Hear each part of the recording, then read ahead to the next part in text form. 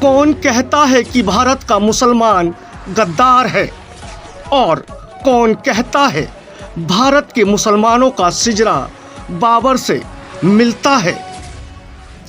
अगर कोई ऐसा सोचता भी है तो वह गलत है, क्योंकि भारत का मुसलमान मिट सकता है, मार सकता है, लेकिन अपने डीएनए में पाकिस्तान की तरह दोगलापन नहीं कर सकता है। 1947 का बंटवारा हो या फिर कश्मीर का मुद्दा, भारत के मुसलमानों ने जनगण मंगल अधिनायक जय हो भारत भाग्य विधाता पर ही अपने शीश को अदब से सावधान की अवस्था में कर दिया है और करता है एवं करता रहेगा। इसलिए ही भारत का मुसलमान सच्चा देशभक्त है। देखें हमारी इस रिपोर्ट में,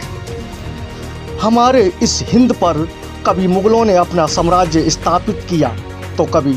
बाहरी ताकतों ने भारत पर अपनी शैतानी निगाह डालने की कोशिश की,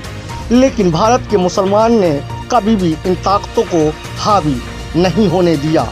ईस्ट इंडिया कंपनी से लेकर गोरों की फूट डालो राज करो की राजनीति हो या फिर मुगलों के द्वारा हमारे देश में अलग अलग कानूनों के जरिए आम इंसान की प्रताड़ना हो, लेकिन कभी भारत के मुसलमान ने अपने पड़ोसी हिंदू भाई को नफरत से नहीं देखा।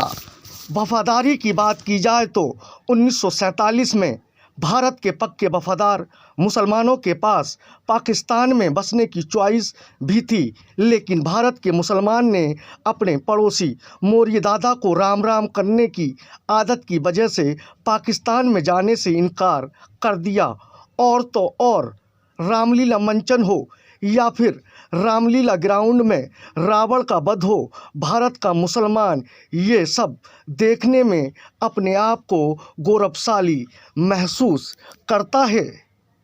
बहादुरी पर आए तो भारत का मुसलमान पल भर में वीर अब्दुल हमीद बन जाता है, और जब बात देश की हिफाजत की आए तो भारत का मुसलमान एपीजे अब्दुल कलाम बनने से भी पीछे नहीं हटता है।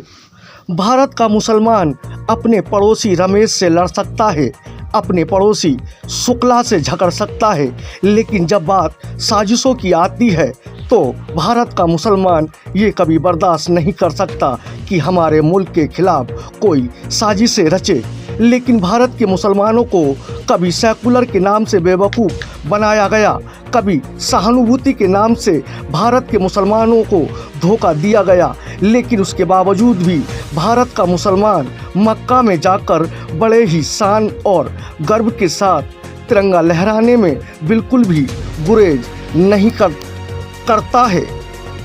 और यही वजह है कि भारत का मुसलमान पंच वक्ता नमाजों में देश और खुशहाली की दुआ के साथ साथ आपसी भाईचारे की भी दुआ करता है। लेकिन आज भारत का मुसलमान ज़मीन पर राज करने वाले सिपहसालारों से ये उम्मीद कर रहा है कि हमारी इबादत का तरीका अलग हो सकता है, लेकिन हमारे हाथों की नस काटने पर भारतीय मुसलमानों के डीएनए में गद्दारी की मिलावट नहीं मिल सकती।